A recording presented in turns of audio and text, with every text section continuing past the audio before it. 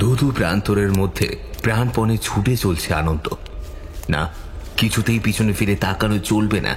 ধুলোর ঝড়টা যেন ক্রমশই এগিয়ে আসছে ওর দিকে। বিশাল মাঠটা যেন কেঁপে উঠছে, মাটি কাঁপিয়ে ছুটে আসছে এক বিভীষিকা, 4 হাত পা বিশিষ্ট এক অদ্ভুত প্রাণী। তার হুঙ্কার ছড়িয়ে পড়ছে সমগ্র ধুলি বাড়ির আকাশে বাতাসে। বাড়িয়ে যাবি কোথায় তুই? আসবে ধাঙ্গিতে তুলি বাড়ির একজনও কেউ আর বাঁচবে না। নারীর লজ্জা হরণ করিস, ধর্মের নাম নিয়ে ধাঙ্গি করবে পাপের বিনাশ, বাঁচবে না কেউ রে। পিছনে ধেয়ে আসছে এই ধুলি বাড়ির আতঙ্ক, চরম মৃত্যুর বিভীষিকা ধাঙ্গি। এই ফাঁকা প্রান্তরের মধ্য দিয়ে ছুটতে ছুটতে একটা সময় পাথরের জমিতে মুখ থুবড়ে পড়ে আনন্দ, আর তারপরেই একটা শক্ত হাত ওকে টেনে নিয়ে যায় জঙ্গলের মধ্যে।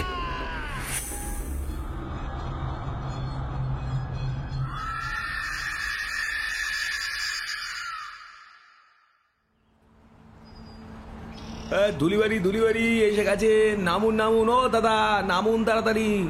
বাসের একদম পিছনের সিটে বসে আছে এক যুবক। বয়সে খুব বেশি নয়, বরঞ্চ 24 কি 25 হবে। ছিপছিপে গরম, গায়ের রং শ্যামলা, পরনে একটা জিন্স আর শার্ট। সেই কলকাতা থেকে এই মেদিনীপুরগামী বাসে চেপেছিল আনন্দ। তখন রাত 11টার অবশেষ।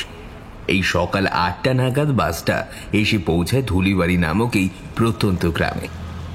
সারা রাত ক্লান্তিতে চোখটা কিছুক্ষণের জন্য জড়িয়ে এসেছিল আনন্দের। বাস কন্ডাক্টরের ধমকানির চোটে ধর্মড়িয়ে ওঠে আনন্দ। হ্যাঁ হ্যাঁ, ধুলিবাড়ি এসে গেছে। হ্যাঁ আসুন দেখি, সারা রাত অনেক ঘুমিয়েছেন, নামুন এবারে। আনন্দ ওর ব্যাগটা কাঁধে নিয়ে নেমে পড়ে বাস থেকে।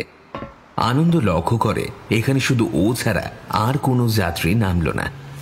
বাস স্টপটাও যেন কেমন একটা। দূরে কয়েকটা বাস পুরনো দাঁড়িয়ে আছে, আশপাশে সেরকম ভাবে কোনো গাড়ি ঘোড়াও নেই। এত বেলা হয়ে গেল, তাও যেন চারিদিকটা কেমন যেন শুনশান নিস্তব্ধ। আশ্চর্য তো, সকাল 8টা বাজে এখনো কোনো অটো রিক্সার দেখা নেই। এখান থেকে মহিমপুর তো বেশ অনেকখানি রাস্তাই দেখাচ্ছে ম্যাপে। কি করে যাই? আশপাশটা ঘুরে দেখতে দেখতে একটা রিক্সা চোখে পড়ে আনন্দর। এই রিক্সা, এদিকে একটু শোনো। রিক্সা চালক আনন্দর সামনে এসে রিক্সাটা দাঁড় করায়। চালক ভদ্রলোকটি বেশ বয়স্ক, 50 ঊর্ধ্ব তো হবেই। সে বলে, আগে বাবু কোথায় যাবেন? মহিমপুর ঝিলপাড় যাবেন তো? আগে উঠে আসুন।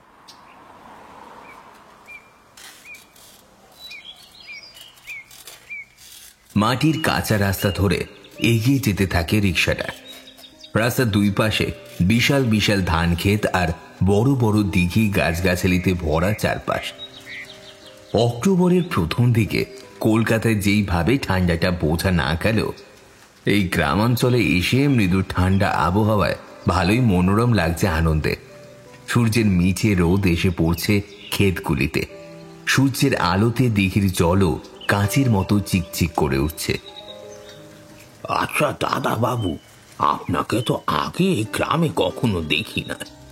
নতুন আইসেন বুঝি কোনো গ্রামে? এখন থেকে এই গ্রামেই আমাকে দেখতে পাবেন কাকা।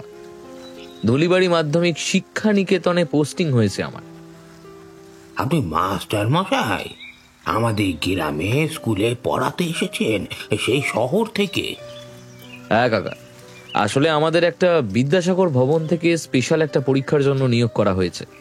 সেখানে বেশ কিছু সায়েন্স টিচারকে নানান প্রত্যন্ত গ্রামে পাঠিয়ে দেওয়া হচ্ছে সেখানকার স্কুলগুলিতে বিজ্ঞানের প্রচার বৃদ্ধির কাজে, যাতে ছাত্রছাত্রীরা আরো ভালোভাবে বিজ্ঞানকে বুঝতে পারে, বিজ্ঞান মনস্ক চিন্তাধারার মানুষ হয়ে উঠতে পারে। সেই জন্য আমাকেও পাঠিয়ে দেওয়া হলো ধুলিবাড়ির এই স্কুলে। ও আচ্ছা, খুব ভালো মাস্টার মশাই। তবে আমাদের গ্রামে বেশিরভাগ মানুষই নিরক্ষর, তাদের আর্থিক অবস্থা বিশেষ ভালো নয়। তাই বাচ্চাদের ওই বিনামূল্যে 8 ক্লাস অবধি বেশি পড়ায়নি। আর যাদের অবস্থা একটু ভালো, সন্তানদের শিক্ষা করাতে চায়, তারা 10 ক্লাস অবধি পড়াশুনো করিয়েছে। তারপর কেউ তেমন পড়াশোনার দিকে এগোতে চায় না। বলা ভালো, বাবা মায়েরা সন্তানদের পড়াশোনার খরচ চালাতে চান না। তাহলে এই অঞ্চলের মানুষজন কি কাজকর্ম করে, মানে ওনাদের সকলের জীবিকা কি? আর সত্যি কথা বলতে মাস্টার মশাই, এই গাঁয়ে এখন আর বেশি মানুষ বাস করে না। সকলেই কাজের সূত্রে শহরে চলে গেছে। আর যে কটা ঘর আছে তার ওই চাষবাস, টুকটাক কাজ এইসব করেই নিজেদের পেট চালায়। এইসব কথাবার্তার মাঝে নরেন ও রিক্সাটি এনে টেনে দাঁড় করায় একটা বট গাছের তলার সামনে। এখান থেকে শুরু হয়েছে মতিঝিল পাড় নামক গ্রামটি। আগেই এই স্থানে জমিদারের বিশাল এক ঝিল থাকলেও বর্তমানে তার অস্তিত্ব নেই, বরং সেই স্থানে সৃষ্টি হয়েছে পচা ডোবার। যদিও ওই দিকটার পথে খুব একটা মানুষ যাতায়াত করেন না বললেই চলে। বাবু, এই যে মতিঝিল পাড় গায়ের বটতলা, এবার কোন দিকে কার বাড়ি যাবেন আপনি? আমাকে স্কুলে নিয়ে চলো, হেড স্যারের সাথে কিছু কথা আছে আর অফিসিয়াল কিছু কাজও আছে। আচ্ছা, আমি এখনই আপনারে পৌঁছে দিচ্ছি মাস্টার মশাই। কিছুক্ষণ পরেই গ্রামের সরু রাস্তা ধরে এগিয়ে যেতে থাকে রিক্সাটি। প্রায় 10 মিনিট পর সেটি গিয়ে থামে এক স্কুল গেটের সামনে। লাল রং করা আদিকালের এক 3 তলা স্কুল বাড়ি। এখন সময় 11টা। স্কুলের মধ্যে থাকা ছাত্রছাত্রীদের মৃদু গুঞ্জন বাইরে ভেসে আসছে। নরেনকে ভাড়া মিটিয়ে স্কুলের ভিতরে প্রবেশ করলো আনন্দ। স্কুলের ভিতরে প্রবেশ করে একজন কেরানিকে হেড স্যারের অফিসটা কোথায় সেটা জিজ্ঞেস করতে লোকটি দেখিয়ে দেয় সোজা গিয়ে বাম দিকের ঘরটি। আনন্দ সেই ঘরের দিকেই এগিয়ে যায়। স্যার, আসবো? হেড স্যার মুরারি মোহন বিশ্বাস মাথা হেট করে বইয়ের মধ্যে মুখ গুজেছিলেন। অপরিচিত কণ্ঠ শুনে মোটা পাওয়ারের চশমাটা পরে চোখ দুটো বইয়ের পাতা থেকে তুলে বললেন, আরে তুমি আনন্দ তো? কলকাতা থেকে আসার কথা ছিল না তোমার আজ? বাইরে দাঁড়িয়ে কেন? এসো এসো, ভেতরে এসো। হ্যাঁ স্যার, আজকেই এলাম সকাল 8টা নাগাদ। অফিসিয়াল কাজগুলো আজই মিটিয়ে রাখছি। আর আমার কোয়ার্টারটা কোথায় সেটা যদি একটু... হ্যাঁ, তোমার কোয়ার্টার আমি রেডি করিয়েই রেখেছি। স্কুল থেকে বিশেষ দূরে নয়, পায়ে হেঁটে ওই মিনিট 20 হবে। মিনিট 20 দূরত্ব তো ভালোই হলো। অচেনা জায়গায় কাজের স্থান থেকে বিশেষ দূরে না থাকাই ভালো। শোনো আনন্দ, তুমি এদিকে কাজ মিটিয়ে নাও, তারপর তোমাকে একবার নিজের সাথে করেই কোয়ার্টারে নিয়ে যাব। আচ্ছা, বেশ। কয়েক ঘন্টার মধ্যে অফিসিয়াল কাজগুলো মিটিয়ে হেড স্যারের সাথে পুরো স্কুলটা ঘুরে দেখতে থাকে আনন্দ। স্কুলটা উচ্চ মাধ্যমিক নামে, স্টুডেন্ট নেই তেমন। 20 জন ছাত্র মাধ্যমিক অবধি যা পড়াশোনাটা এগিয়ে নিয়ে যাচ্ছে। ক্লাস 8-এর পরে অনেকেই পড়াশুনো ছেড়ে কোনো না কোনো কাজে ঢুকে গেছে আর্থিক অনটনের জন্য। স্কুলের অবস্থা তো দেখলে, কি মনে হচ্ছে এইসব স্টুডেন্টদের মধ্যে শিক্ষার বিকাশ কিংবা বিজ্ঞানের প্রতি আগ্রহ জাগিয়ে তুলতে পারবে? স্যার, চেষ্টা না করে হাল ছেড়ে দেওয়ার পাত্র আমি নই।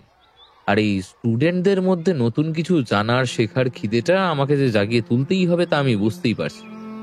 আপনি চিন্তা করবেন না স্যার, এই প্রত্যেকটা স্টুডেন্টরা সমাজের মূল স্রোতে ফিরিয়ে আনার দায়িত্ব আজ থেকে আমার। বাচ্চাদের তুমি বেশ ভালোবাসো বলেই মনে হচ্ছে। তা বলতে পারেন, আসলে ছোটবেলা থেকে সেইভাবে কারোর আদর যত্ন স্নেহ কিছুই পাইনি তো। তাই এই বাচ্চা বাচ্চা ছেলে মেয়েগুলোকে দেখলে বড্ড ভালোবাসতে ইচ্ছে করে। আনন্দ করেই আমি স্টুডেন্টদের পড়াতে ভালোবাসি, এই আর কি। কথাটা বলতে বলতে যেন আনন্দ চোখের কোণে সামান্য জল চিকচিক করে উঠল। মুরারি বাবু সস্নেহে একবার আনন্দের মাথায় হাত রাখলেন। আজ থেকে তোমার জীবনে এক নতুন অধ্যায় শুরু হলো আনন্দ। অতীতকে ভুলে এদের নিয়ে বাঁচার নতুন লড়াইটা শুরু হলো তোমার। আনন্দ মৃদু হেসে ওনার কথায় সম্মতি জানায়। এদিকে স্কুলের সমস্ত কাজ মিটিয়ে মুরারি মোহন বাবু আনন্দকে নিয়ে স্কুল থেকে বেরিয়ে এগিয়ে যান কোয়ার্টারের দিকে। কিছুক্ষণ পর একটা ছোট একতলা বাড়ি, বাড়িটার সামনে কিছু ফুল গাছের টব লাগানো রয়েছে। চারিদিক জুড়ে মাঝারি পাঁচিল দেওয়া। বাড়িতে প্রবেশ মুখে লাগানো একটা লোহার গ্রিল দেওয়া ছোট্ট গেট। সেটা খুলেই বাড়ির ভেতরে প্রবেশ করলো ওরা দুজনে। আরে মাস্টার মশাই, আপনারা এসে গেছেন। আসুন আসুন, ভিতরে আসুন। আমি সব গোছগাছ করে রেখেছি। দরজা খুলে এগিয়ে এলো একটা বছর 19-এর বাচ্চা ছেলে। রোগাটে গরম, ফর্সা গায়ের রং, গলায় একটা মাদুলি ঝুলছে, আর পরনে হাফ প্যান্ট, আর গায়ে ময়লা জামা আর একটা টি শার্ট। চোখ মুখ দেখেই বোঝা যাচ্ছে হতদরিদ্র পরিবারের সন্তান। মুখে সারল্যের সাথে বেশ খানিকটা মায়া জড়ানো রয়েছে যেন। আচ্ছা আনন্দ, আলাপ করিয়ে দিই। এই হচ্ছে রাজু, এই কোয়ার্টারেই কেয়ারটেকারের কাজবাজ করে। আজ থেকে তোমার যাবতীয় কাজকর্ম সব করে দেবে, কেমন? আপনি বুঝি আমাদের স্কুলের নতুন স্যার, যার শহর থেকে আসার কথা ছিল? আপনি কোনো চিন্তা করবেন না দাদাবাবু, আমি আপনার সব কাজ একাই করে দিমু।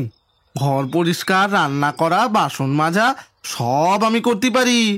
আপনি মোটে চিন্তা করবেন নি। কিন্তু ভাই, আমি তো এইসব কাজ নিজেই করতে পারি। ঘরের এই সামান্য কাজের জন্য তোমাদের সাহায্যের দরকার পড়বে না গো আমার। কথাটা বলার সাথে সাথে যেন রাজুর ঝলমলে মুখটা কেমন যেন শুকিয়ে গেল। পাশে দাঁড়ানো হেড স্যারের মুখের দিকে ফ্যাল ফ্যাল করে তাকিয়ে রইল। আহা, তুমি নিজে কাজ করতে পারো সেটা খুব ভালো কথা তো, কিন্তু আনন্দ, এই গায়ের অবস্থা তো নিজের চোখেই দেখতে পাচ্ছ। এই কাজটা যদি তুমি রাজুকে করতে দাও তাহলে খুব উপকার হয় ছেলেটার। কয়েক মাস হলো বাপটা মারা গেছে দাদাবাবু। আমাকেও তাই অসময়ে পড়াশোনাটা বন্ধ করতে হলো, বাধ্য হয়েই এক প্রকার। এখনই বাড়ির নানান কাজ করে বেড়ায়, তা থেকে কিছু আয় হয় আর কি। ঘরে মায়ের শরীরটাও বিশেষ ভালো নেই। আচ্ছা বেশ বেশ রাজু, তুমি আমার এখানে এতদিন যা যা করছিলে তাই করো, আমার কোনো সমস্যা নেই। আমিও বুঝি গো পেটের টানের কথা। ঈদের জ্বালা যে বড় জ্বালা। নিজের অতীতকে মনে করতে চায় না আনন্দ, যদিও স্মৃতিপট থেকে মুছে গেছে ছোটবেলার অনেক স্মৃতি। তাও অনাথ আশ্রমে থাকাকালীন ও অনেক কষ্টেও ওকে দিন কাটাতে হয়েছে। কখনো খেতে পেত, আবার কখনো খিদের জ্বালা সহ্য করেই জল খেয়ে শুয়ে পড়তে হয়েছে রাতে। এই পৃথিবীতে আনন্দর নিজের বলতে কেউ নেই। বাবা মা হয়তো ছিল ওর, কিন্তু তাদের কথা ওর আজ আর মনে পড়ে না। বছর 5 বয়স থেকে মানুষ হয়েছে কলকাতার এক অনাথ আশ্রমে। তারপরে ওখানেই বাকি অনাথ বাচ্চাদের সাথে বেড়ে ওঠা। ছোটবেলা থেকেই অনেক পরিশ্রমী আনন্দ। পড়াশোনাতেও দুর্দান্ত মেধা, তাই স্কুল শিক্ষকের চাকরিটাও জুটে যায় খুব তাড়াতাড়ি। এতদিন আনন্দর নিজের বাড়ি বলতে কিছু ছিল না, তবে এখন থেকে ওর একটা বাড়ি হয়েছে। আচ্ছা আনন্দ, তবে এখন আমি চলি, কাল সময় মতো চলে এসো কেমন? আনন্দ সম্মতি দিলে মুরারি মোহন বাবু ঘর থেকে বেরিয়ে যান। রাত 8টা। আচ্ছা দাদাবাবু শুনুন, আমি রাতের সব রান্নাবান্না করে দিয়েছি, কেমন? আপনি সময় মতো খেয়ে শুয়ে পড়বেন, বেশি রাত করবেন নি। আর হ্যাঁ, যে কথাটা বলার, রাত 9টার পর যাই হয়ে যাক না কেন, এই বাড়ির বাইরে পা রাখবেন না। নিজের কোনো প্রয়োজনীয় জিনিসপত্র বাইরে ফেলে রাখবেন না, কেমন? কেন, বাড়ির বাইরে বেরোলে কি হবে শুনি? পাশের জঙ্গলে বন্য পশু টশু আছে নাকি? পশুর থেকেও ভয়ঙ্কর কিছু দাদাবাবু। এখানেই তো থাকবেন, আস্তে আস্তে সবটাই জানতে পারবেন। তবে যে কথাগুলো বললাম মাথায় রাখুন। সন্ধ্যার মধ্যেই খেয়ে দিয়ে ঘুমিয়ে পড়বেন। রাত 9টার পর জেগে থাকার সুবিধার হবে না। আর হ্যাঁ, পরিচিত কারোর ডাক বা কোনো মেয়েলি গলা শুনে ভুলেও দরজা খুলবেন না, কেমন? বাড়ির বাইরে আলোটা সারা রাত জ্বলবে, নেভানোর দরকার নেই। আচ্ছা, আরেকটা কথা, আমি যদি কখনো কোনো দরকারে আসি তবে 5 বার টোকা দেব দরজায়, তবেই জানবেন আমি এসেছি আর দরজা খুলবেন, তার আগে নয়। তা এত সব সাবধানতার কারণটা জানতে পারি? তুই একের পর এক নিষেধাজ্ঞা যে জারি করেই চলেছিস, কি চোর ডাকাতের ভয় আছে নিশ্চয়ই? বলবো, সব বলবো আপনাকে, কিন্তু আজ না। এই আঁধারে তার নাম মুখে নিতে নেই। আজ চলি দাদাবাবু, 8টা বেজে গেছে। 9টার মধ্যে যে করেই হোক আমাকে বাড়ি ফিরতেই হবে। ব্যাপারটা কি হলো? রাজু কিসের কথা বলতে চাইছিল আমাকে? এই গ্রামে কোনো রহস্য লুকিয়ে আছে যার জন্য এত নিষেধাজ্ঞা? এইসব ভাবতে ভাবতেই রাতের খাবারটা শেষ করে শুয়ে পড়ে আনন্দ। পথশ্রমে সত্যি রাত 9টা 9:30টার মধ্যেই ঘুমিয়ে পড়ে সে।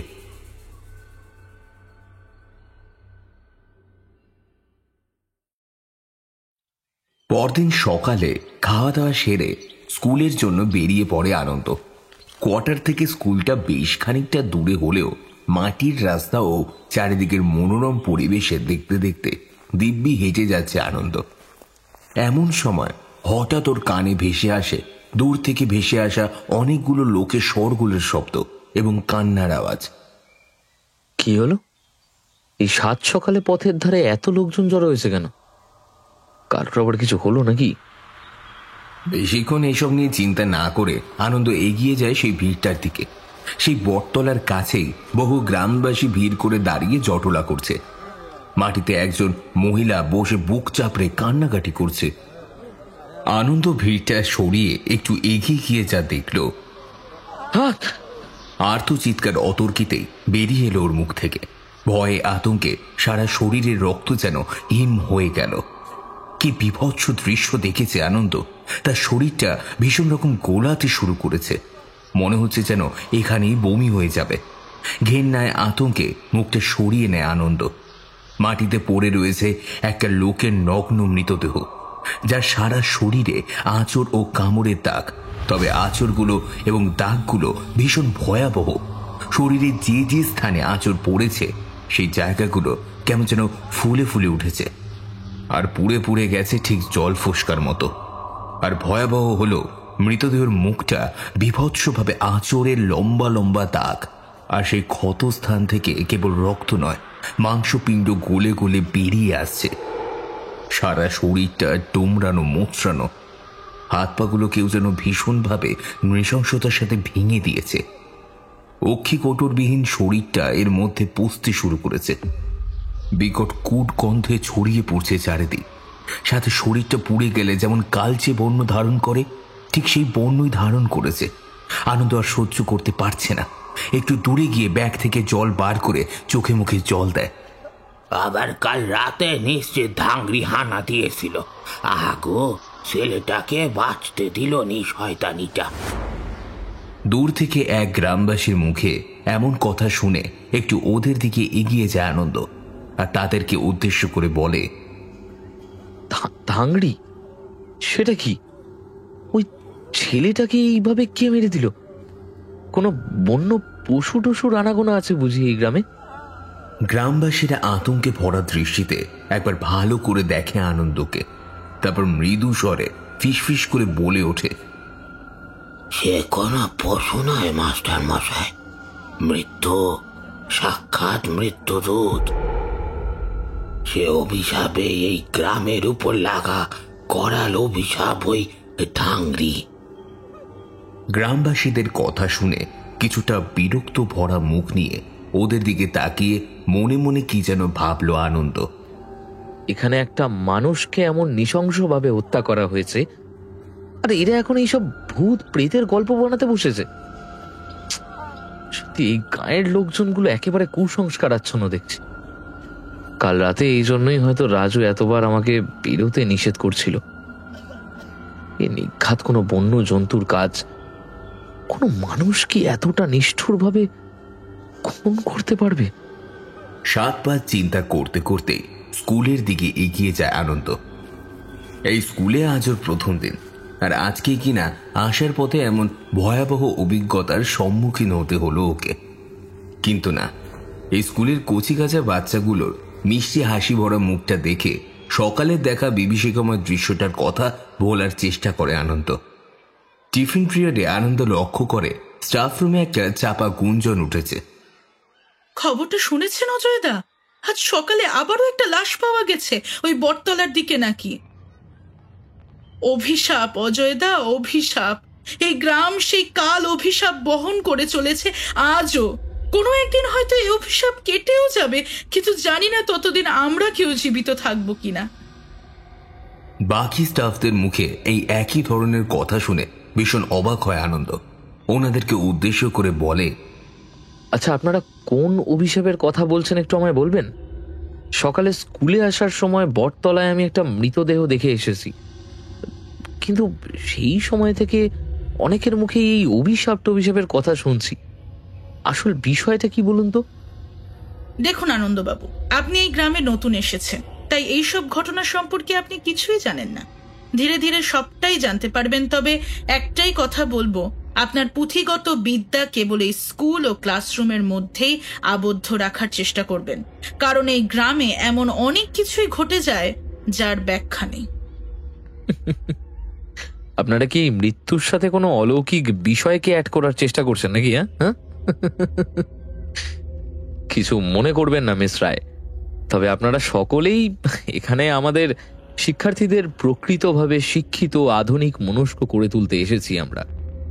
সেই জায়গায় দাঁড়িয়ে আপনারা নিজেরাই যদি এমন সব কুসংস্কারে বিশ্বাস করেন, প্রতিনিয়ত ভয় ভয় করে বাঁচেন, অলৌকিক ঘটনা বলে সবটা বিশ্বাস করি, তবে তো নিজের শিক্ষা দীক্ষার ওপরেই একটা প্রশ্ন ওঠে আমার। নিজেরাই যদি এইসব কুসংস্কারে বিশ্বাস করি, তবে বাচ্চারা কি শিখবে বলুন তো? অজয় দাশগুপ্ত এই স্কুলের ইতিহাসের শিক্ষক। তিনি কঠিন দৃষ্টিতে একবার ভালো করে আনন্দকে যেন দেখে নেয়, তারপর কঠিন কণ্ঠে বলে, দেখুন আনন্দ, আপনি যেটা জানেন না সেই বিষয়ে অযথা তর্ক করতে যাবেন না। আমরা এই গ্রামের বহুদিনের বাসিন্দা, আমরা জানি আমাদের গ্রামের এই কাল অভিশাপের কথা। আর সেই অভিশাপের জন্যই আমাদের এই গ্রামের এই এক পরিণতি। একের পর এক পুরুষ মানুষকে প্রতি পূর্ণিমার রাতে নিকেশ করছে ওই ধাংড়ি। সরি টু সে, বাট আমার মনে হয় এই সবটাই গুজব হতে পারে। হতেই তো পারে কোনো বন্য জন্তুর কাজ কিংবা কোনো রোগ, কিন্তু এই বিংশ শতাব্দীতে দাঁড়িয়ে এই অভিশাপের বিষয়টা একেবারেই মেনে নেওয়া যাচ্ছে না। কোনো যুক্তি পাচ্ছি না। আর হ্যাঁ, এই একটা নাম আমি বারবার শুনছি, ধাংড়ি। কি সেটা? আনন্দ, আপনি আমার থেকে বয়সে এবং অভিজ্ঞতায় অনেকটাই ছোট। কম বয়স তো আর আমার হলো না। আপনি যাকে সাধারণ মৃত্যু বলতে চাইছেন সেটা আর যাই হোক, কোনো স্বাভাবিক ঘটনা নয়। আর এই ধাংড়ি হচ্ছে এই গ্রামের জীবন্ত অভিশাপ, ভয়ঙ্কর পৈশাচিক শক্তি। দক্ষিণের দিরাঙ্গড়ের জঙ্গলের ওই দেবদারু বৃক্ষে তার বাস।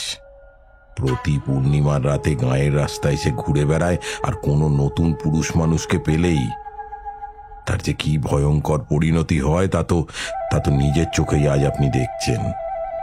আচ্ছা, মানলাম, কিন্তু আমাকে বলুন, এই অভিশাপের কথা যে আপনারা বলছেন সেটা দিলটা কি, আর কেনই বা দিয়েছে? প্রতি পূর্ণিমার রাতে যদি সে গ্রামের রাস্তায় বেরিয়ে পুরুষ শিকার করে, তবে তো এই গ্রাম এতদিনে পুরুষ শূন্য হয়ে যাওয়ার কথা, তাই না? সেটা তো হয়নি। আর এই অভিশাপ কে দিয়েছে তা আমি জানি না, তবে এই অভিশাপ যে সত্যি, আর ওই ধাংড়ি যেই গ্রামের বুকে চরম এক নির্মম সত্যি, তার প্রমাণ আমি নিজে। আপনি কি ওই ধাংড়িকে নিজের চোখে দেখেছেন? আমি তখন সবে সবেই গ্রামে ট্রান্সফার নিয়ে এসেছি, সাথে আমার স্ত্রী আর পুত্র। এক পূর্ণিমার রাতে সপরিবারে গঞ্জের হাট থেকে ফিরছিলাম আমরা, আর সেই রাতেই অজয় স্যার আর ওনার স্ত্রীকে বাড়িতে পৌঁছে দিয়ে নির্মল কোনো এক কাজে সে রাতে বেরোয়। তখন সময় রাত 9টা হবে। সেই রাতের পর নির্মল আর বাড়ি ফিরে আসেনি। পরদিন ওর শরীরটা পাওয়া গিয়েছিল ওই বটতলায় ক্ষত বিক্ষত অবস্থায়, যেন কোনো হিংস্র পশু আছড়ে কামড়ে শেষ করে দিয়েছে ওকে। 2 চোখ উপড়ে নিয়েছিল, এমনকি ওর যৌনাঙ্গটা পর্যন্ত ছিঁড়ে নিয়েছিল ওই পিশাচি। এত কিছু পরেও বলবেন সবটা মিথ্যে, সবটা কুসংস্কার? বিষয়টা খুবই রহস্যজনক, তবে এর পেছনে থাকা আসল সত্যিটা আমি বের করেই ছাড়ব। এই গ্রামের মধ্যে এমন নৃশংস খুনগুলো কে করছে? সত্যি কি কোনো অপশক্তি, নাকি ওই ধাংড়ি ভোগধারী কোনো অপরাধী? সেদিনের পর কেটে যায় আরো অনেকটা দিন। আনন্দ বুঝতে পেরেছে এই গ্রামের লোকেদের মধ্যে ধাংড়ি নামক এই আতঙ্কটা চরম মাত্রায়। কেউ ওর সম্পর্কে কথাই বলতে চায় না, কিন্তু কেন, তার কোনো যথেষ্ট উত্তর আনন্দ এখনো পায়নি। এর একটা সমাধান আনন্দকে করতেই হবে। স্কুলের বাকি টিচার কিংবা হেড স্যার কেউই এই বিষয়ে বিশেষ মুখ খুলতে চায়নি। কেবলমাত্র রাজু একদিন আনন্দকে বলেছিল কিছু কথা। দাদাবাবু, এই ধাংড়ি যদি কোনোদিন আপনার পিছনে আসে, তবে ভুলেও পিছনে তাকাবেন না। ওই দিরাঙ্গরের পরিত্যক্ত মাঠের একমাত্র দেবদারু গাছের কোটরে শুনেছি ওর বাস। প্রতি পূর্ণিমা রাতে ওই পিশাচি জেগে ওঠে পুরুষ শিকার করার জন্য। ওর হাত থেকে বাঁচার একটাই পথ, তা হলো নুন। গাঁয়ের বুড়ো ঠাকুরদা বলে গেছেন, ধাংড়ির পথে যদি নুনের বেড়ি কেটে যায় তবে সে নাকি কিছুক্ষণের জন্য নিস্তেজ হয়ে পড়ে, আর সেই সুযোগেই ওই ব্যক্তিকে পৌঁছে যেতে হবে কোনো নিরাপদ স্থানে। কিন্তু ওই ধাংড়ি শুধু পুরুষদেরকেই নিজের শিকার করছে কেন? এত রাগ কেন ওর ওই পুরুষদের প্রতি? সে কথা তো আমি ঠিক করে জানি না, তবে লোকমুখে শুনেছিলাম বহু বছর আগে নাকি একটা ছেলেকে ওই মাঠের দেবদারু গাছে বেঁধে জীবন্ত জ্বালিয়ে দেয়া হয়েছিল। কিন্তু কেন গ্রামবাসী এমন করেছিল তা জানি না। আর এই ঘটনার বেশ কয়েক বছর পর থেকে শুরু হয় দেবদারু বৃক্ষের পিশাচি ধাংড়ির আখ্যান। রাজুর মুখ থেকে এই জীবন্ত কাউকে জ্বালিয়ে দেওয়ার কথাটা শুনে আনন্দ চোখের সামনে কিছু অস্পষ্ট ছেঁড়া ছেঁড়া দৃশ্য ভেসে ওঠে। বহু মানুষের চিৎকার, চেঁচামেচি, আগুন জ্বলছে চারিদিকে। শুধুই আগুন, একটা পুরুষালী কণ্ঠে চিৎকার এবং কান্নার আওয়াজ ভেসে আসছে।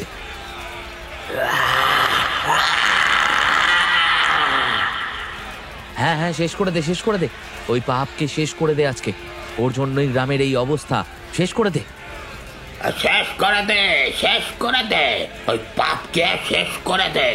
ওর জন্যই আমাদের গ্রামে এই অবস্থা, শেষ করে দে ওকে। মাথার ভেতরটা যন্ত্রণায় মুচড়ে উঠল আনন্দর। চোখের সামনেটা ঝাপসা হয়ে আসছে যেন। দাদাবাবু, দাদাবাবু, কি হলো তোমার?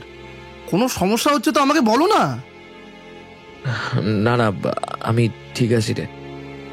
তুমি আমার সাথে এসো তো। এই বলে রাজু আনন্দকে বিছানায় শুইয়ে দেয়। তখন রাত গভীর। হঠাৎ ঘুমটা ভেঙে যায় আনন্দর। চোখের সামনে আবার সেই অবছাওয়া দৃশ্য, সাথে একটা বাচ্চা ছেলেকে এবারে দেখতে পাচ্ছে আনন্দ, কিন্তু কারোর মুখই স্পষ্ট নয়।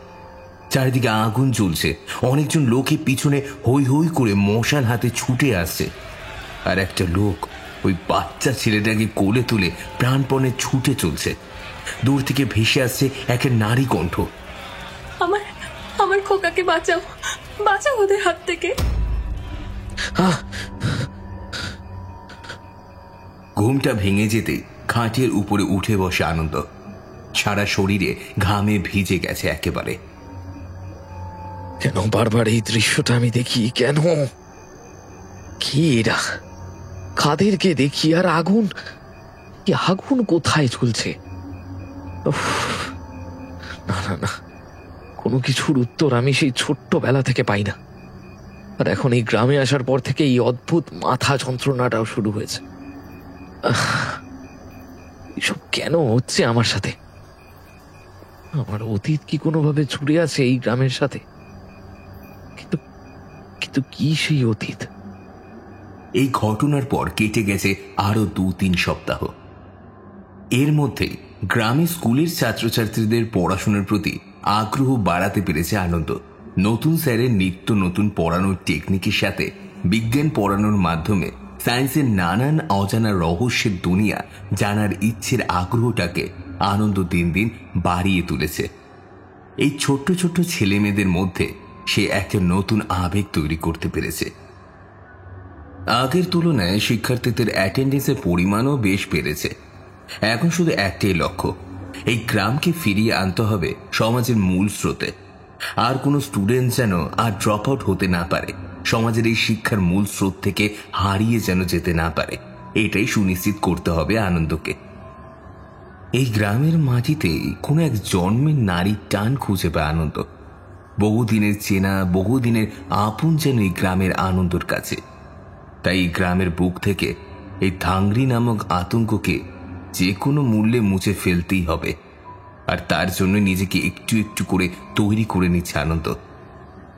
দেখতে দেখতে কেটে যায় 1টি মাস। আবারও আসতে চলেছে পূর্ণিমার সেই তিথি। সেই দিন জেগে ওঠে ধাংড়ি। এর মধ্যে একদিন রাজু আনন্দকে বলে, দাদাবাবু, আমাকে কয়েকদিনের ছুটি দেবে গো, শহরে যেতে হবে। শহরে যাবি?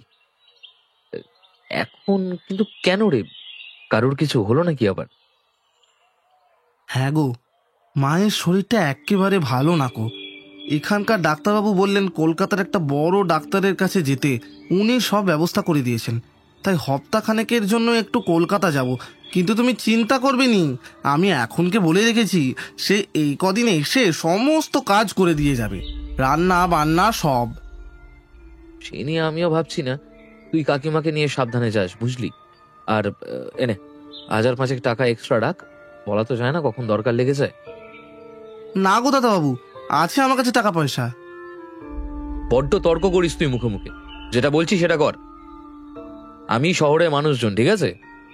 কলকাতায় চলতে গেলে হাতে একটু এক্সট্রা টাকা পয়সা রাখাটা খুব দরকার, বুঝলি? রাজু আর কিছুই বলে না, ছলছল চোখে আনন্দ দেওয়ার টাকাটুকু নিয়ে নেয়। দিন 2 পর আনন্দ স্কুলে যাওয়ার জন্য তৈরি হচ্ছে।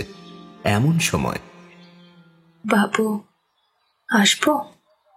চমকি পিছনে ফিরে তাকায় আনন্দ। এই 7 সকালে তো কি আবার এলো? রাজু তোর মাকে নিয়ে শহরে গেছে, তবে কে? পিছনে ঘুরে তাকাতেই আনন্দ দেখে খোলা দরজার সামনে দাঁড়িয়ে আছে এক ভদ্র মহিলা। মাথায় 1 হাত ঘোমটা দেওয়া, পরনে ময়লা কালো শাড়ি, গায়ের রং শ্যামলা, অনেকটা আনন্দর মতোই, কিন্তু মুখটা দেখা যাচ্ছে না। কোনোভাবেই আনন্দ সন্দিহান দৃষ্টিতে কিছুক্ষণ তাকিয়ে থাকে সেই মহিলার দিকে। আবারও সেই মহিলা তার হিমশীতল কণ্ঠে বলে ওঠে, ও বাবু, কিছু কইবেন তো? অমন করে কি দেখিতেছেন? সামনে থাকা সেই অজ্ঞাত পরিচয়ের মহিলার অমন হিমশীতল কণ্ঠের ডাকে চমক ভাঙে আনন্দর। কে আপনি? আর এই বাড়িতে কি দরকার? আমি অন্নদা বাবু, আপনার দেখাশোনা করতে এসেছি। ওই যে রাজু, সেই আমাকে কয়ে গেছে কদিন আপনার দেখাশোনা করতে। আনন্দের মনে পড়ে যায় রাজুর বলা কথাটা। সত্যি তো, রাজু হয়তো এই মহিলাকেই পাঠিয়েছে। ও আচ্ছা আচ্ছা, ভিতরে এসো। পায়ের নুপুরের ধ্বনি তুলে বাড়ির মধ্যে প্রবেশ করে অন্নদা। অন্নদাকে ওর সব কাজ বুঝিয়ে দিয়ে আনন্দ বেরিয়ে যায় স্কুলের উদ্দেশ্যে। বিকেলে বাড়ি ফিরতে অন্নদা আনন্দর মুখের সামনে রাখে গরম গরম ভাত, মাছের ঝোল আর 5 মিশালি তরকারি। আনন্দের এই মহিলাকে খুব একটা সুবিধার মনে না হলেও তার হাতের তৈরি খাবার খেয়ে যেন অমৃতের স্বাদ পায়। আনন্দর এই স্বাদ যেন বড্ড চেনা লাগে। এই স্বাদ কিন্তু সেটা কি করে সম্ভব? এই মহিলাকে তো আগে কখনোই দেখেনি আনন্দ। তবে সেদিনের ক্লান্তিতে অমৃত সমুষী সামান্য খাবার খেয়েই শুয়ে পড়ল আনন্দ। আজ আর যেন কোনো কিছুই করতে ইচ্ছে করছে না, ওর ক্লান্তি লাগছে ভীষণ।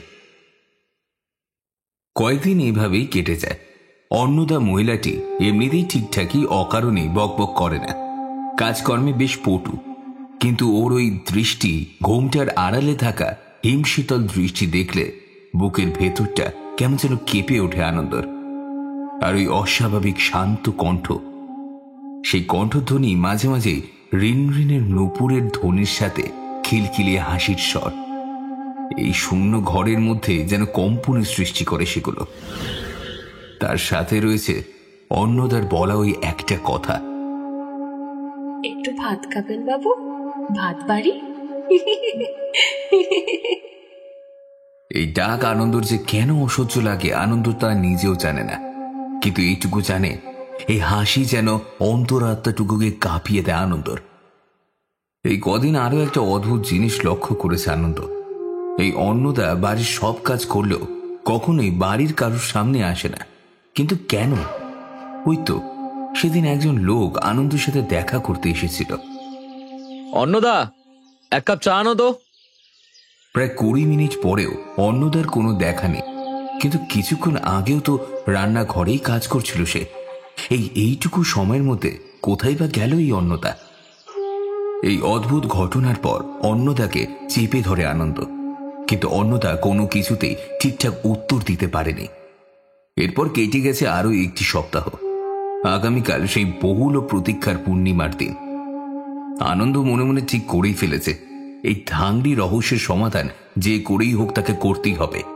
ও সারা রাত ওই মাঠেই থাকবে আর প্রমাণ করে দেবে ওই অভিশাপ আর কিছুই হয় না, এগুলো সবই মিথ্যে, মানুষের বানানো লোককথা ছাড়া আর কিছুই নয়। কাল শনিবার দুপুরে বাড়ি ফিরেই বিকেল নাগাদ পৌঁছে যাব ওই দিংড়াগড়ের জঙ্গলে। কাল সারা রাত ওই দেবদারু গাছের তলাতেই বসে থাকবো। আমিও দেখি কেমন সেই ধাংড়ি পেতনি, বুঝলে? কথাটা বলে নিজের মনেই হেসে ওঠে আনন্দ।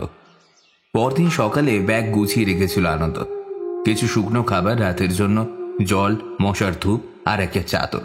এইসব নিয়েই আনন্দ যাবে ধাংড়ি রহস্য উদ্ঘাটনে।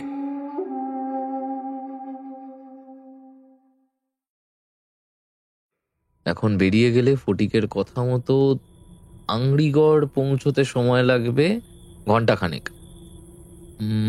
না, আর দেরি করে লাভ নেই, বেরিয়ে পড়ি। যেমন ভাবা তেমনই কাজ। ব্যাগটা কাঁধে নিয়ে বেরিয়ে পড়ে আনন্দ দারিংগড়ের জঙ্গলের দিকে যাওয়ার জন্য। কোনো যানবাহনই পাবে না সেটা আনন্দ খুব ভালো করেই জানত। তাই জন্যই ও তার এক স্টুডেন্ট ফটিকের কাছ থেকে একটা সাইকেলকে জোগাড় করে নিয়েছে। সেটা নিয়েই রওনা দেয় আনন্দ। প্রায় ঘন্টাখানেকের মধ্যে এক ধুধু জনমানব শূন্য প্রান্তরে এসে হাজির হয়েছে আনন্দ। লোকালয় থেকে যত দূরে গেছে আকাশের রং যেন ততই বদলে গেছে। দিগন্ত বিস্তৃত এই আকাশ যেন ঘন কুয়াশা আচ্ছন্ন, ঠিক যেন চারিপাশ মেঘলা হয়ে রয়েছে।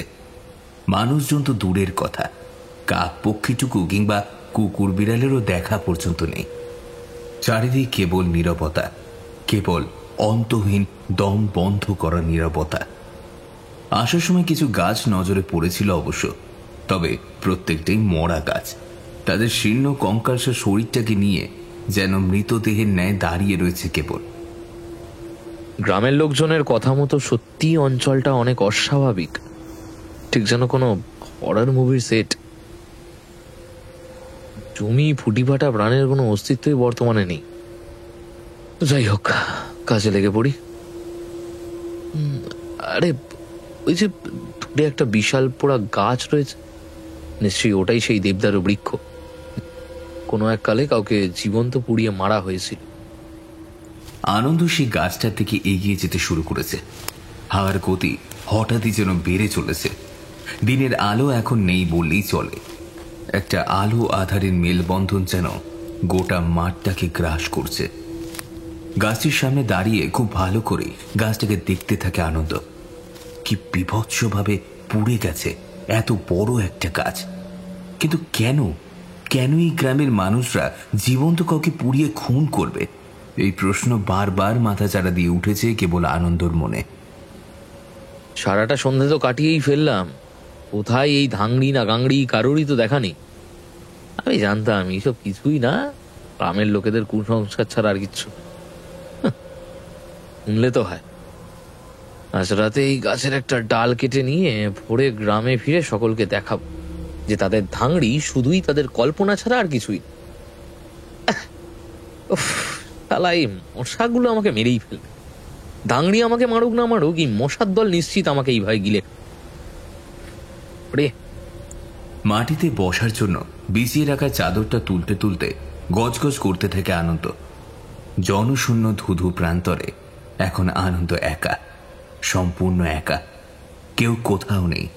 ওর আকাশ জুড়ে বিশাল থালার ন্যায় চাঁদ উঠেছে, তার শুভ্র জ্যোতি ছড়িয়ে দিচ্ছে এই শূন্য প্রান্তরের বুকে। কিন্তু তাও সর্বত্রই যেন অশনির সংকেত, খুব খারাপ কিছু ঘটতে চলেছে।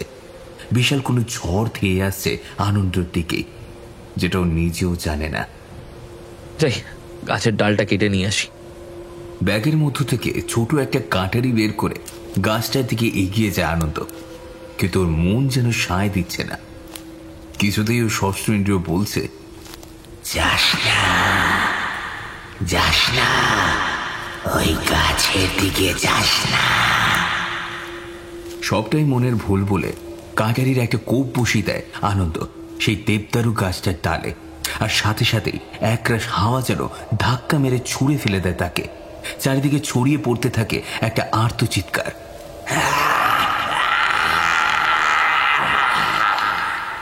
কেঁপে ওঠে আনন্দ।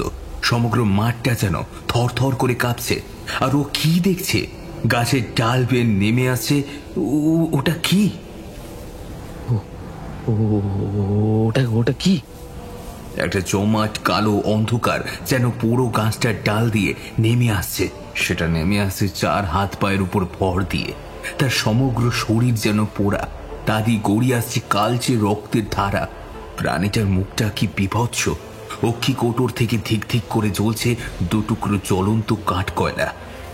সে বিভৎস দর্শন প্রাণীটার নাক মুখ ভালো করে বোঝা যাচ্ছে না। সারা মুখটা যেন একটি অতি পাতলা চামড়ার আস্তরণে ঢাকা।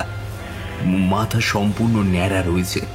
বিশাল সেই মুখগহ্বর এবং 2 পাশ দিয়ে বেরিয়ে আসছে মস্ত 2 সদন্ত। সম্পূর্ণ নগ্ন সেই শরীরটা ক্রমশ বিকট চিৎকার করতে করতে এগিয়ে আসছে আনন্দর দিকে।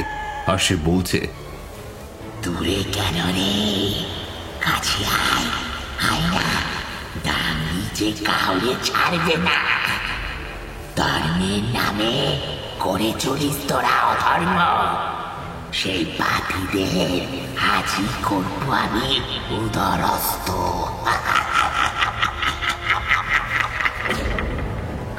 না না না, এর হাতে আমি কিছুতেই নিজের প্রাণ দেব না। পালাতে হবে, যে হোক করে আমাকে পালাতে হবে। কি কি বলতে চাইছে থাকবে? এই হুঙ্কারের সাথে যেন মিশে আছে ওর বুকের মধ্যে চিপে থাকা একটা যন্ত্রণা, অমানবিক কষ্ট। বেশ খানিকটা দূরে গিয়ে হাঁফাতে থাকে আনন্দ। কই, আর তো এই হুঙ্কার শোনা যাচ্ছে না। তবে কি ধাংরি আসছে না? এইসব ভাবনার মাঝে মাঝেই আবারও সমগ্র জমি কেঁপে উঠল।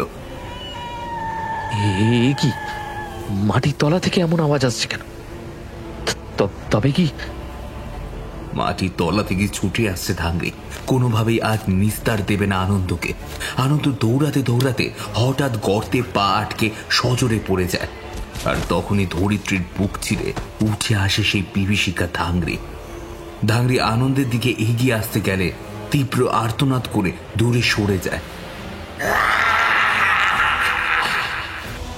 আনন্দর সামনে দাঁড়িয়ে এক মহিলা, তার হাতে ধরা একটা পাত্রে সেই সাদা কিছু একটা বস্তু ওই মহিলা ছুঁড়ে দিচ্ছে ধাংরির দিকে। আর তখনই চিৎকার করে দূরে সরে যাচ্ছে ওই পিশাচি।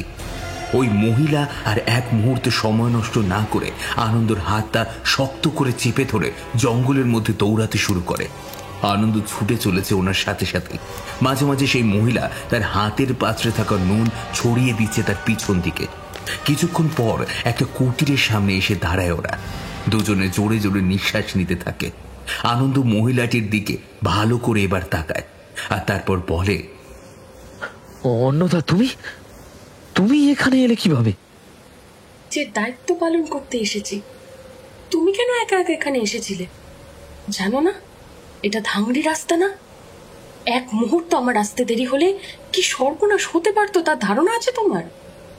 আমি ধাংরি সত্যতার প্রমাণ নিতেই এসেছিলাম, কিন্তু গ্রামবাসীদের সব কথা যে এইভাবে সত্যি হয়ে যাবে তা আমি কল্পনাও করতে পারিনি। তুমি জানতে চাও কে এই ধাংরি? কেন কেন ও কোনো পুরুষকে সহ্য করতে পারে না? হ্যাঁ, জানতে চাই এই রহস্যের পরিসমাপ্তি। আমি জানতে চাই। আজ পর্যন্ত সকলে ধাংরিকে কেবল ভয়ই পেয়ে এসেছে, কিন্তু কেউ কোনোদিন জানতে চায়নি ও কে, কেন এমন ধ্বংসলীলায় মেতে উঠেছে ও। হয়তো নিজেদের করা পাপকে লুকোতেই তারা ধাংরির অতীতকে সম্পূর্ণরূপে গোপন রাখতে চেয়েছে। কোনোদিন ওর সত্যিটা কারোর সামনে আসতে দেয়নি। কিন্তু আজ তুমি এসেছো, নিজে জীবনের ঝুঁকি নিয়ে এই অভিশাপের কারণ জানতে এসেছো তুমি। আমি জানাবো, সবটা জানাবো তোমাকে। শোনো তবে। অন্নদা এবার বলতে শুরু করে 20 বছর আগে ধুলি বাড়ির বুকে ঘটে যাওয়া সেই অভিশপ্ত ইতিহাসের কথা। এই গ্রামের কুলপুরোহিত ছিলেন দিব্যানন্দ ভট্টাচার্য। তিনি ওনার স্ত্রী ও 2 সন্তানকে নিয়ে এই গ্রামের সীমান্তে বাস করতেন। শস্য শ্যামলা এই গ্রাম ধান চাষের জন্যই চিরকাল প্রসিদ্ধ। কিন্তু আজ থেকে 20 বছর আগে এক ভয়াবহ দুর্ভিক্ষ দেখা যায় এই গ্রামে, আর তারপরেই বদলে যায় সবকিছু। কুসংস্কারাচ্ছন্ন গ্রামবাসীর মনের অন্ধকার ভয়ালো রূপ নিয়ে গ্রাস করে ভট্টাচার্য পরিবারকে। দিব্যানন্দ ভট্টাচার্য মশাইয়ের বড় পুত্র ছিল বাকিদের তুলনায় একটু অন্যরকম। সে আর 5টা ছেলেদের মতো ছিল না। তার মধ্যে ছিল নারী সুলভ লাবণ্যতা, কোমলতা। নিজের পিতার সাথে মন্দিরে গিয়ে নিত্যদিন তার সুরেলা কণ্ঠে গান শোনাতে দেবী দুর্গাকে। মধ্যরাতে নাচের ঝঙ্কার তুলত সেই গর্ভগৃহ। এই নাচই হয়ে উঠেছিল তার জন্য কাল। যত সময় বাড়তে লাগলো, গ্রামবাসী বুঝতে শুরু করলো দিব্যানন্দ মশাইয়ের পুত্র দিবাকর সাধারণ নয়, সে নপুংসক। আর এমন একজনকে দিয়ে পুরোহিত মশাই দেবীর বাৎসরিক পূজা করাচ্ছেন। কিছু মাস পরেই গ্রামে দেখা যায় ভয়াবহ দুর্ভিক্ষ। মূর্খ গ্রামবাসী দোষী সাব্যস্ত করে পুরোহিত মশাই ও দিবাকরকে। সবাই বলতে থাকে এই দুর্ভিক্ষ নাকি দিবাকরের জন্যই হয়েছে। ওর শাস্তির দাবিতে জমিদারের কাছে যায় সকল গ্রামবাসী। জমিদার বাবু, আপনি আমাদের রক্ষা করুন। ওই পাপী পুরোহিত আর ওর ওই নপুংসক ছেলের জন্যই দেবীমা কুপিত হয়েছেন আমাদের উপর। ওনার ক্রোধেই সব কিছু শেষ হতে বসেছে। হ্যাঁ পুরোহিত মশাই, রাজেশ ঠিক কথাই বলেছে। আমি গঞ্জের হাট থেকে পরশুদিন গভীর রাতে ফেরার পথে পরিষ্কার শুনেছি মন্দিরের ভিতরে ঘুঙুর ধ্বনি। কৌতূহলবশত গিয়ে দেখি দিবাকরকে পায়ে ঘুঙুর বেঁধে নাচতে। আর কদিন আগে ওই ছেলেকে দিয়েই কিনা পুরোহিত মশাই দেবী মায়ের পুজো করিয়েছিলেন। ছি ছি ছি, এই ঘোর অনাচারের জন্যই আমাদের গ্রামের বুকে এই অভিশাপ নেমে এসেছে। গ্রামবাসীদের মুখ থেকে এসব শোনার পর ক্রোধে উন্মত্ত হয়ে ওঠে কুসংস্কারাচ্ছন্ন জমিদার রুদ্রপ্রতাপ। তিনি আদেশ দেন, ওই ছেলেকে আর ওর গোটা পরিবারকে জীবন্ত জীবন্ত জ্বালিয়ে মারতে হবে। ওরা ওরা এইসব কথা আমার কাছ থেকে লুকিয়ে যে পাপ করেছে তার কোনো ক্ষমা নেই, কোনো ক্ষমা নেই। আর আমাদের গ্রামের এই লজ্জার কথা যদি আশেপাশের গ্রামে ছড়িয়ে পড়ে, আমাদের লজ্জার শেষ থাকবে না। আগামীকালই পুরোহিত ও তার গোটা পরিবারকে তারিঙ্গড়ের জঙ্গলে জীবন্ত পুড়িয়ে মারবে তোমরা। বুঝতে পেরেছ? এটাই আমার আদেশ। জমিদারের আদেশ মতো পাইক জোর জবরদস্তি গ্রামের সকলে মিলে আটক করে পুরোহিত মশাইয়ের পরিবারকে। সেই দিন ছিল শনিবার, খরা পূর্ণিমা তিথি। দারিঙ্গড়ের জঙ্গলে নিয়ে আসা হয় ওদের 4 জনকে, দিব্যানন্দ, ওনার স্ত্রী দিবাকর ও ছোট্ট 5 বছরের পুত্রকে। তোমরা ভুল করছো তোমরা। ব্রহ্মহত্যা মহাপাপ। আর আমি কিংবা আমার ছেলে কেউই কোনো অধর্ম করিনি। দেবী মা সকলকে সৃষ্টি করেছেন। দিবাকর যে মায়েরই সন্তান। এই দুর্ভিক্ষ প্রাকৃতিক কারণেই ঘটেছে। সময়ের সাথে যা কেটেও যাবে। আমাদেরকে ছেড়ে দাও। আমরা কিচ্ছু করিনি। আমি কোনো অপরাধ করিনি। কেন আমাকে ধরে রেখেছ? হ্যাঁ, আমিও তো তোমাদের মতোই মানুষ, বলো। মাকে আরাধনার অধিকার তো আমারও আছে। তবে কেন এই শাস্তি দিচ্ছ আমাদের? আর সাফাই দিয়ে লাভ নেই। আমরা আমাদের গ্রামে কোনো নপুংসককে থাকতে দেব না। আর আমাদের বিশ্বাস নিয়ে ছেলে খেলা করার শাস্তি আজ তোমরা সবাই পাবে। হ্যাঁ, শেষ করে দে। ওই পাপকে শেষ করে দে আজকে। ওর জন্যই গ্রামের এই অবস্থা। শেষ করে দে ওই পাপকে শেষ করে দে। ওর জন্যই আমাদের গ্রামের এই অবস্থা। শেষ করে দে। ওই পাপকে শেষ করে দে।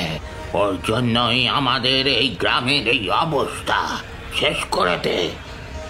পুরোহিত মশাই ও দিবাকরের মাথা ন্যাড়া করে ঘোল ঢেলে তাদের নগ্ন করে বাঁধা হয় ওই দেবদারু গাছের সঙ্গে।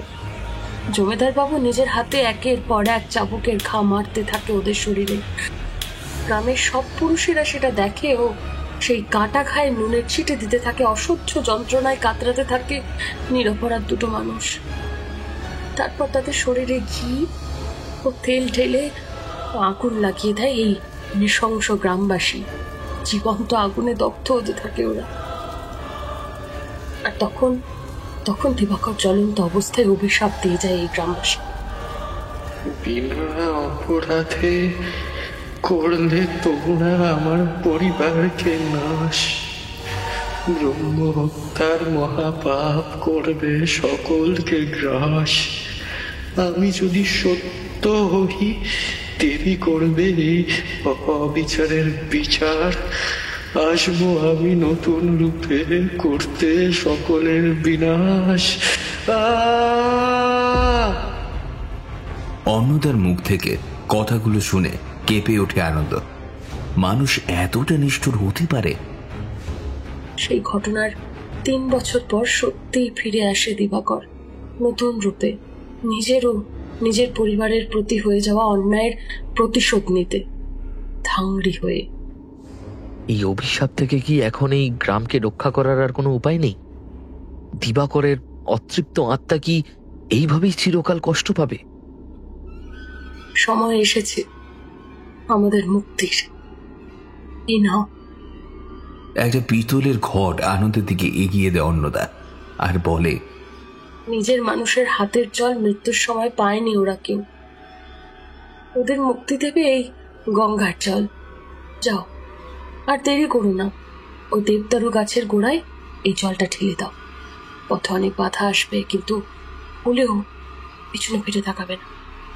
মুক্তি দাও আনন্দ, মুক্তি দাও আমাদের। অন্যদের শেষের কথাগুলোর মানে বুঝতে পারে না আনন্দ, কিন্তু এর মধ্যেও কুটিরের বাইরে আবারও শোনা যায় ঢাংরির হুঙ্কার। আনন্দ আর কোনো দিকে লক্ষ্য দেয় না। অন্নদার হাত থেকে ঘটিটা নিয়ে ঝড়ের গতিতে দৌড়াতে থাকে। আনন্দ যে করেই হোক এই সব কিছু শেষ তাকে আজ করতেই হবে। আর কাউকে কোনো নিরীহ প্রাণকে শেষ হতে দেবে না সে। আনন্দ দৌড়াচ্ছে দারিংগড়ের দিককে লক্ষ্য করে। সেই পোড়া দেবদারু গাছটার পিছনে ছুটে আসছে ধাংরি। একটা সময় সেই দেবদারু গাছের কোটরে গঙ্গার পবিত্র জল অর্পণ করে আনন্দ ওর চোখের সামনে ভেসে উঠছে ওর স্বপ্নে দেখা প্রতিটা দৃশ্য। গ্রামবাসী কিভাবে মরিয়া হয়ে উঠেছে মশাল হাতে একটা 17-18 বছরের ছেলে এবং তার পিতাকে পুড়িয়ে মারার জন্য। দূরে একদল মহিলা আটক করে রেখেছে 1 বছর 30-এর ভদ্র মহিলাকে। তার কোলে 4-5 বছরের বাচ্চা ছেলেটি কুকিয়ে কেঁদে চলেছে। সামনে দেবদারু গাছে যখন জীবন্ত দগ্ধ হচ্ছে দুটি শরীর, গ্রামবাসীরা মেতে উঠেছে পৈশাচিক উল্লাসে। ঠিক তখনই ভিড়ের মধ্য থেকে এক বুড়ি বের করে আনে পুরোহিতের স্ত্রী আর তার সন্তানকে। জঙ্গলের মধ্য দিয়ে প্রাণপণে ছুটে চলেছে সেই ছেলেটিকে নিয়ে সেই মহিলা এবং সেই সন্তানকে। তাকে আর বাঁচাতেই হবে। আনন্দ জলার্ঘ সম্পূর্ণ হলে পিছনের দিকে তাকায়। আনন্দ দূরে দাঁড়িয়ে রয়েছে অন্নদা, কিন্তু তার মুখে আজ আর নেই কোনো ঘোমটার আবরণ। হাসি মুখে ছলছলে চোখে দাঁড়িয়ে আছে সে। কিন্তু এ কি, অন্নদার মুখ যে আনন্দের স্বপ্নে দেখা সেই মহিলাটার মুখের মতো অবিকল মিলে যাচ্ছে। তার মানে এতদিন আনন্দর সাথে যে ছিল সেটা পুরোহিত মশাইয়ের স্ত্রী। ধাংরির শরীরটা ধীরে ধীরে মিলিয়ে যেতে শুরু করলো বাতাসে। চোখের সামনে ঘন আধার ঘনিয়ে আসছে। আনন্দ আর কিছু দেখতে পাচ্ছে না। ও কোনটা সত্যি কোনটা মিথ্যে আর কোন দৃশ্যই বা কেন হচ্ছে, এই দৃশ্যগুলো তার ছোটবেলার সাথে কেন মিশে আছে, আনন্দ নিজের স্বপ্নেই বা কেন দেখে এসেছে, কিছুই বুঝতে পারছে না।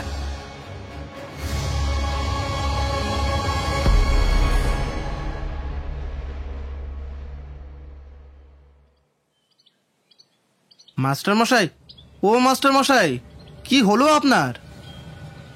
ধীরে ধীরে চোখ মেলে তাকায় আনন্দ। বটতলায় পড়ে রয়েছে ও, কিন্তু সেটা কি করে সম্ভব? কে আনলো ওকে? আর অন্নদা, সে কেন বাঁচালো আনন্দকে? রাজু, রাজু, অন্নদা, অন্নদা কোথায়? অন্নদা? কে অন্নদা? যাকে তুই আমার দেখাশোনার কাজ দিয়েছিলি, সে কোথায়? কাল থেকে ও না থাকলে যে পুরোহিত মশাইয়ের স্ত্রী ছিল অন্নদা। আজ থেকে 20 বছর আগে ওর ছেলে আনন্দকে নিয়ে তো সে গ্রাম ছেড়ে চলে যায়। তারপর আর তো ফিরে আসেনি বাবা। তা বাবা, তুমি তাকে চিনলে কি করে? আমি তো যাকে পাঠিয়েছিলাম সে তো রমাদি। ওর জ্বরের কারণে আসতে পারিনি। এক মুহূর্তের জন্য যেন আনন্দের পায়ের তলার জমি সরে যায়। তার মানে এতদিন ধরে আনন্দ যার সাথে ছিল সে আর কেউ নয়, ওর নিজের মা অন্নদা। অনাথ আশ্রমে থাকাকালীন তো আনন্দ শুনেছিল মেদিনীপুরের কোন এক গ্রামে নাকি ওদের উদ্ধার করা হয়েছে। হয়তো সেই রাতে অন্নদা নিজের সন্তানকে রক্ষা করতে গিয়ে মৃত্যুর মুখে পতিত হয়েছিল। আর কাল রাতে ওই জন্যই অন্নদা বলেছিল নিজের মানুষের হাতে জল দান করলে তবেই ধাংড়ি মুক্তি পাবে, কারণ ধাংড়ি যে ওর আপন রক্তের নিজের দাদা। এত বছর পর সেই রক্তের ঋণ শোধ করলো আনন্দ। আর কাল ধাংড়ির হাত থেকে আনন্দর মাই ওকে বাঁচিয়েছে। এতদিন ওর মা ওর সাথেই ছিল, কিন্তু একটা মুহূর্তের জন্য আনন্দ বুঝতে পারেনি যে ওর আপন মায়ের আদর যত্ন পাচ্ছিল এতদিন, যে ভালোবাসার স্পর্শ এত কাল ও খুঁজে এসেছে তাকে নিজের কাছে পেয়েও চিনতে পারল না আনন্দ।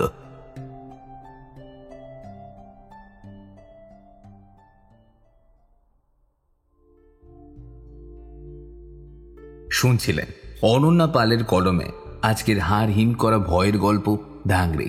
গল্প পাঠে ছিলাম আমি দিব্যেন্দু দাস। কেমন লাগলো আপনাদের আজকের এই গল্পটি জানাবেন ইউটিউব কমেন্ট সেকশনে। গল্পের সাউন্ডে ছিল সায়র, পোস্টার ডিজাইনে শুভদীপ ব্যানার্জি এবং অন্যান্য সকল পরিবেশনায় টিম বঙ্গকথা। ভালো থাকবেন, সুস্থ থাকবেন এবং কোথা থেকে আমাদের এই গল্প আপনি শুনছেন তা কমেন্ট সেকশনে কমেন্ট করে জানাবেন। দেখা হচ্ছে অন্য কোনো গল্পে। সঙ্গে রাখুন আমাদের এই বঙ্গকথা। সাবস্ক্রাইব করতে ভুলবেন না।